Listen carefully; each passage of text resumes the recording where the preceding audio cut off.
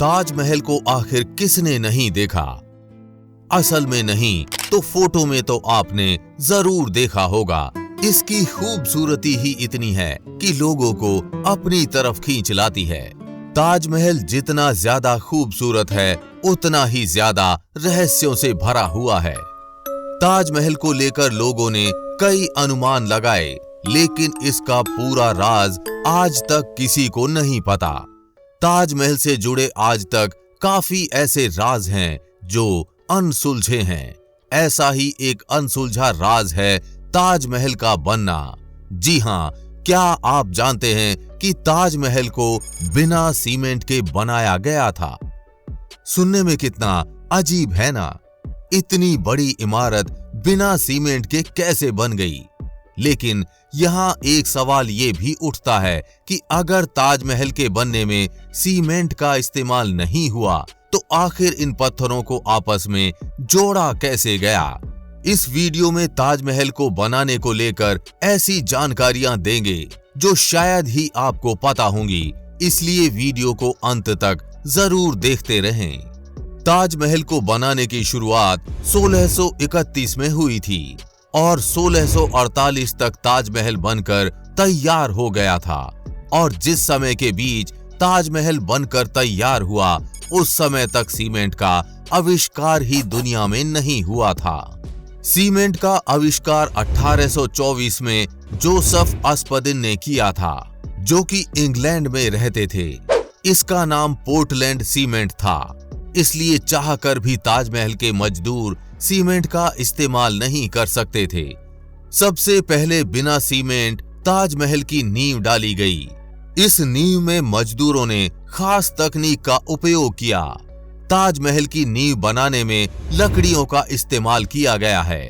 आपको ये बात जानकर शायद थोड़ा अविश्वास हो सकता है, लेकिन ये बिल्कुल सच है।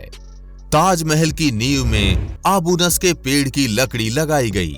ऐसा इसलिए क्योंकि ताजमहल के एकदम पास यमुना नदी बहती है और आबूनस के पेड़ 30% नमी धारण करके लंबे समय तक मजबूती से खड़े रह सकते हैं।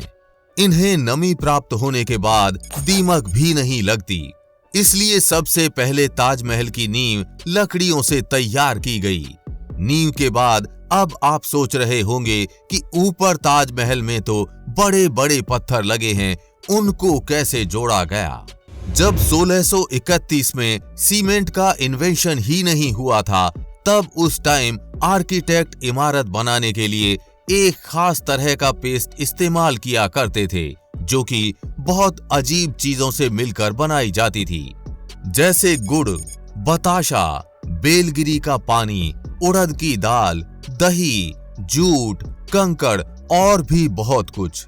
और इस पेस्ट से ही पत्थरों को आसानी से मजबूती से चिपका दिया जाता था। ये पेस्ट सीमेंट जितना ही मजबूत होता था। ताजमहल के पत्थरों को चिपकाने के लिए भी इसी चीज का इस्तेमाल किया गया है।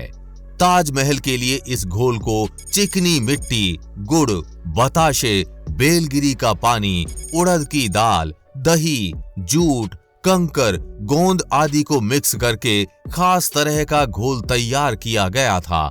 और यही कारण है कि आज इतने साल बाद भी ताजमहल इतना मजबूत है कि भूकंप, तूफान, बारिश, धूप, गर्मी, सर्दी सबका मुकाबला बहुत आसानी से कर लेता है।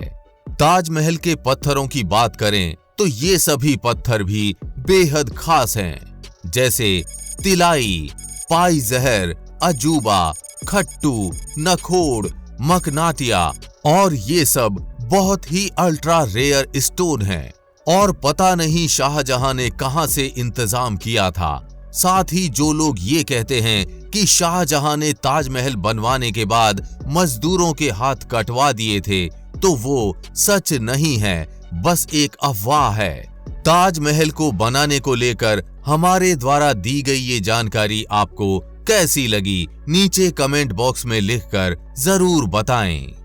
हमें पूरी उम्मीद है कि आपको ये जानकारी अच्छी लगी होगी, और जानकारी अच्छी लगी हो तो शेयर के बटन पर क्लिक करके इस अच्छी जानकारी को ज्यादा से ज्यादा लोगों में फैलाएं, जिससे आपके दोस्त और रिश्तेदार भी कुछ अच्छा सीख पाएं।